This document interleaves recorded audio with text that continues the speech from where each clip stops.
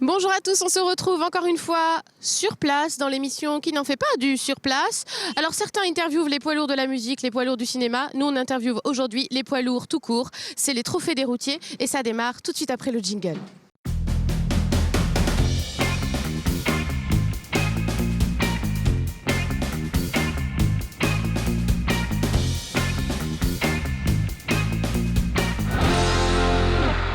Vous avez aimé les Jeux Olympiques. Aujourd'hui, on vous parle du Trophée des routiers. C'est la deuxième édition qui a lieu à Sainte-Luce-sur-Loire. 240 compétiteurs au niveau national, 20 en région qui sont aujourd'hui en train de s'affronter. Et on va vous dire un petit peu plus de quoi il s'agit avec notre premier invité, c'est Jean-Paul Labrusse. Bonjour. Bonjour, bonjour à vous.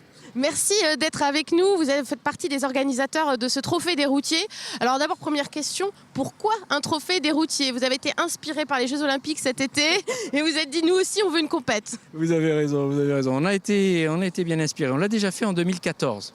Donc on a eu pour but, on s'est alliés, donc c'est une initiative de la CARCEPT avec l'AFT, l'Association pour le développement de la formation dans les transports, ainsi que l'OPCA Transport, l'AFTRAL et les organisations professionnelles. L'union fait la force aussi dans le domaine du transport routier. Exactement, vous avez parfaitement raison. Ensemble, on réussit mieux, c'est certain. Et l'idée donc a été de valoriser nos métiers et de montrer que ces métiers sont des métiers professionnels, sont des métiers qui sont très orientés vers la prévention en matière de santé, en matière d'hygiène, sécurité, en matière donc de sécurité. Donc l'idée, c'est cela, c'est valoriser les métiers de la conduite, faire en sorte de le formaliser au travers d'une manifestation qui est régionale, comme vous l'avez dit ici, puisque vous y êtes, nous avons le plaisir de vous recevoir, mais elle est aussi nationale, puisque le 12 octobre, il y aura donc tous ceux qui auront gagné au plan régional iront s'affronter au plan national lors d'une réunion nationale. Et à ce moment-là, on déterminera un vainqueur pour notre pays. Voilà, un grand vainqueur national. Alors évidemment, il y a des épreuves. On en voit d'ailleurs qui ont lieu actuellement derrière nous. C'est quoi le triathlon qui est proposé aux chauffeurs routiers de la région aujourd'hui ? Alors, sur la vingtaine de conducteurs que nous avons aujourd'hui, nous leur avons proposé donc 3 épreuves. Ils ont simplement 3 épreuves. Une épreuve de QCM qu'ils ont passée ce matin, une épreuve à choix multiples sur leur connaissance générale. Et puis ensuite, donc, ils ont une épreuve de maniabilité. Alors, ce n'est pas exactement celle que vous avez derrière, mais c'est sur porteur, juste après. Et puis, donc, nous avons aussi donc, une épreuve sur simulateur, que vous aurez sans doute l'occasion donc de leur présenter. Nous avons 2 simulateurs de conduite dans nos salles et chacun des conducteurs va passer l'un après l'autre. Voilà.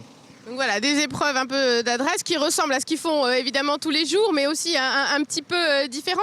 Alors vous avez dit, le but de cette rencontre aussi, c'est de valoriser une profession qui a peut-être une mauvaise image, qui a besoin aussi qu'on redore son blason, c'est ça ? C'est cela, c'est...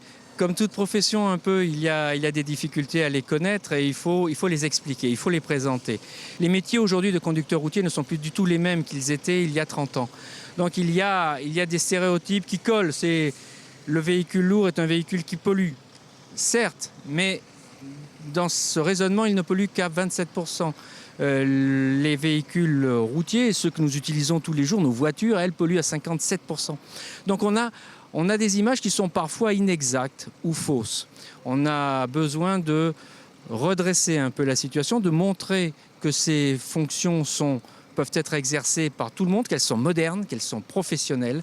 Et à ce moment-là, on fait ces manifestations pour valoriser les hommes et les femmes qui occupent ces fonctions aujourd'hui.